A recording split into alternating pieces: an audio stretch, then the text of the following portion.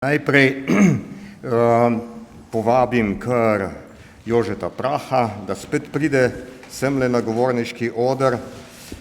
Zanj bi lahko rekli, da ga označujejo tri besede: motivacija, navdušenje in sinergija. Seveda še mnogo več, ampak te tri pa so ta glavne. Jože, prosim. Hvala lepa. Jaz bi rad spregovoril par misli, kaj je o 50-letnici in pa kaj tudi smo počeli v teh letih na kratko in pa seveda, kaj si želimo v bodoče. Nedvomno, kamorkoli gremo, se zavedamo, da je Slovenija zares nekaj posebnega. Nekaj posebnega, kjer lahko na tako majhnem kraju, na tako na majhni razdalji živimo od morja pa tja do gor, do snega. Skratka, zares na kratkem mesto nekaj čudovitega. Slovenija je tudi dežela, ki ima čudovite zgodbe, legende in tudi ohranjene dediščine. Kdo ne pozna Robin Hooda? Prav vsi, pa vendar ni resničen. Kdo pa pozna našega Guzeja, ki pa je popolnoma resničen in je mnogo močnejši kot recimo en Robin Hood? In seveda, kot rečeno, 50 let gozdno-učnih poti, prve tri, ki so se odvile v leto 1974. Prva je bila v Bistri, druga tukaj na Šmarnogorsko in tretja pod Svečino. Praktično pot na Šmarnogoro še zelo dobro živi, ostale dve, pot v Bistro bomo obnovili, medtem ko pot v Svečini trenutno zaradi lastniških razmerij ne živi. Skratka, imajo kot vse poti tudi svoje probleme. Danes pa je v naši državi kar okoli 700 različnih tematskih poti, ki merijo približno 5600 kilometrov. No, mogoče na tem mestu še povemo to, da imamo pa planinskih poti okrog 10 000 kilometrov. In kaj je gozdna učna pot? Tukaj je ta neka splošna definicija, katera se nekako je zasnovalo že v letih 80 na pobudo dr. Ankota. Se pravi, gozdno-učne poti so označene poti skozi gozd. In na drugi strani, kaj so tematske poti, ki so dosegle svoj večji razvoj, kot rečeno, po letu 1986.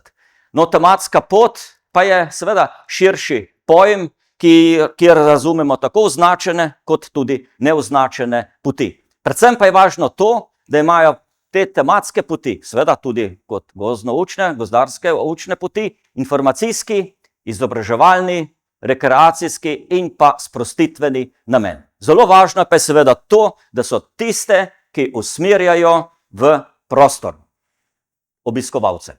Kajti zavedati se moramo, da brez lastnikov ni tematskih učnih poti. In kar 80%, kot vemo, je v zasebni lasti, zato so lastniki izjemno pomembni pri snovanju, ohranjanju, vzdrževanju in pa vodenju po tematskih in pa gozdnih učnih poteh.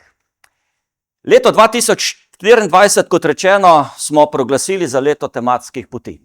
Marsikaj se tukaj že zgodilo, marsikaj se odvija tudi danes. Mogoče še ena stvar, ki jo predvidevamo v letošnjem letu na tem področju, kjer ste tudi vsi vabljeni na obisk, snovanje kakšnega dogodka, in sicer med 22. novembrom in pa 15. januarjem v letošnjem letu bomo posvetili v Tivolu na tem promenadi praktično te dneve, te tematske poti v teh dneh, kjer bomo še posebej ponazorili preko fotografskega natečaja, ki se je odvil mednarodni, kjer je prišlo kar 500 različnih fotografij, bomo ponazorili to zgodbo v naši državi na temo tematskih in pa gozdnih učnih poti. Kot rečeno, vrsto let se ukvarjamo načrtno s različnimi potmi v naši državi. Takole smo izoblikovali in še tudi danes nekako se ga držimo pri snovanju različnih poti v leto 2005, kjer je STO takrat sfinanciral eno študijo na podlagi pohodništva in pa posebnih vodenj v naši državi. Skratka, sistem poti imamo, skušamo se ga čim bolj pač nekako držati in to je to. Seveda, tiste poti v naravo pa lahko tudi razdelimo drugače. In ena glavnih poti v naravo, tudi tiste, na katerih se je vse razvilo, pa so seveda gozdno-učne poti. Danes jih imamo v okviru, da nekako sodeluje direktno ali indirektno Zavod za gozdove blizu 100, drugače pa je v slovenskem prostoru danes okrog 140 različnih gozdno-učnih poti. Imamo tudi komisijo za gozdno-učne poti pri Zavodu za gozdove Slovenije, širšo, a ne samo iz zavoda člane, in pa imamo komisijo za poti pri Turistični zvezi Slovenije. Osnovne oznake, tudi to smo se dogovorili v naši državi za signalizacijo na vseh poteh. Kajti imeti 700 različnih tematskih poti, imeti 10.000 km planinskih poti in da ne poznamo oznak, da ne vemo, kje smo, seveda ni dobro. In zato nekako je ta dogovor, kako označujemo različne poti v slovenskem prostoru. Narejena je tudi študija za razvoj tematskih poti in pa tudi signalizacija, ki jo lahko v pomoč snovalcem novih poti. Izdelani so tudi koraki za postavitev tematskih poti. 10 korakov. Danes nekako v slovenskem prostoru naj velja, da novih poti, tako planinskih kot tematskih poti, ne bi, ne vem koliko snovali, temveč obstoječe poti naj bi nadgrajevali. In tudi za ta namen so določena sredstva, je določeno znanje. Najvažnejše na tematskih poti pa seveda niso samo markacije in podobno, je vodenje, kvalitetno vodenje in pa ostala infrastruktura, ki ponazarja tisto čutnost, ki jo vsaka tematska pot nagovarja. Imamo odlične interpretacijske centre po celi Sloveniji, ki znajo pokazati mogoče to, kar je pred bilo rečeno strani predsednika Turistične zveze, ravno tisto 5-zvezdično izjemnost, ki jo naša država ima. Kdo danes upravlja z tematskimi potmi?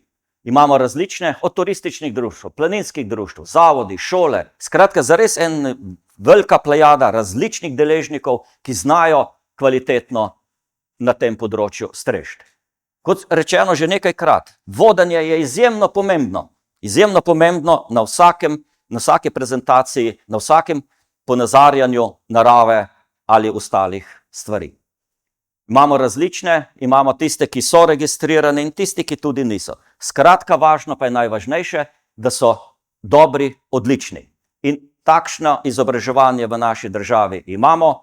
Zdaj recimo pričnemo, mogoče tisto, ki se še ni v javnosti, pričnemo z izobraževanjem za nacionalno poklicno kvalifikacijo vodnik, vodnica v naravi in krajini.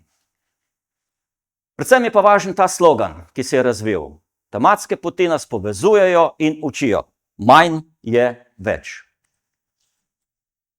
Način tekmovanja smo tudi imeli od leta 2011, kjer smo skupaj nekako pregledali v slovenskem prostoru, videli od leta 2011, kar zares eno veliko plejado teh poti, preko 500 poti. Smo si uspeli v tem času tudi ugledati na različnih modulih, ki jih tukaj pač vidite.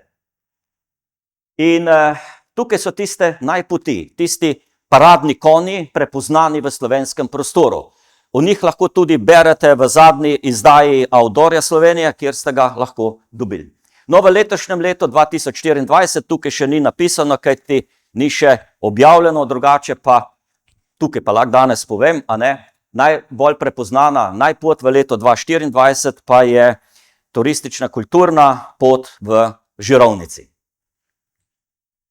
Kako naprej? Nedvomno imamo ideje, ki jih je snovala komisija za najpoti, tako pri Turistični zvezi, kot komisija pri Zavodu za gozdove Slovenije. Predvsem so važne izdelave poslovnega modela trženja in promocije, sodelovanja med različnimi akterji v prostoru in pa nekako tisto certificiranje, načrtno vzdrževanje poti, kajti na ta način lahko dobijo poti tisto odličnost kontinuirano, ne pa da so prepoznane za 5 let, 10 let ali kaj potem pa umirajo. Ne, mi si tega seveda ne želimo, zato nedvomno je potrebno najti tudi nove vzvode. In velja uskladiti potrebe, kot rečeno, obiskovalcev, načrtovalcev, skrbnikov in lastnikov in pa vse to skupaj uskladiti z varstvenimi vidiki, kjer pač smo. In v bodočno, v naslednjih letih, nedvomno, bomo to tradicionalnost ob dnevu Zemlje 22. aprila peljali naprej, kajti takrat se predstavi 14 najboljših gozdno-učnih poti v našem prostoru.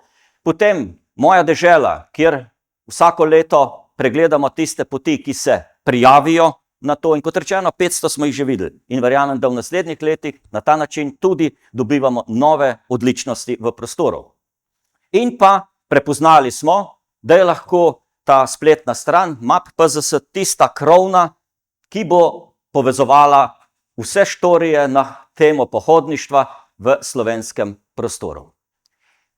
Med različnimi akterji, tisti, ki so bili najboljši prepoznani v slovenskem prostoru, smo tudi naredili anketo in nekako iz njihovih sporočil prepoznali, kaj je najvažnejše, da so te poti zares tako dobre, kar lahko vidite v tej piramidi.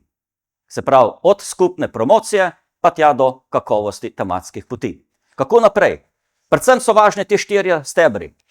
Izobraževanje na vseh nivojih, komunikacija dobra, spoštovanje in pa povezovanje. To so glavni činitelji za uspeh. Učne poti so se v 50 letih zelo razvijale. Če smo od začetka znali samo gozdno učno pot narediti, postaviti table, danes nedvomno gremo v spoznavanje ciljnih skupin, izdelati projekte za ciljne skupine z različnimi programi in pa odličnimi vodenji, kot je na primer tudi gozdna pedagogika. Predvsem pa je važno, da znamo sodelovati med različnimi deležniki, ki so, in ta različnost je lahko potencial za dobro in pa usmerjeno vodenje na gozdno-učnih poteh, za dobro in usmerjanje obiskovalcev, skratka še enkrat sodelovanje. In za konec, poljub v gozdu je nekaj najlepšega. Hvala.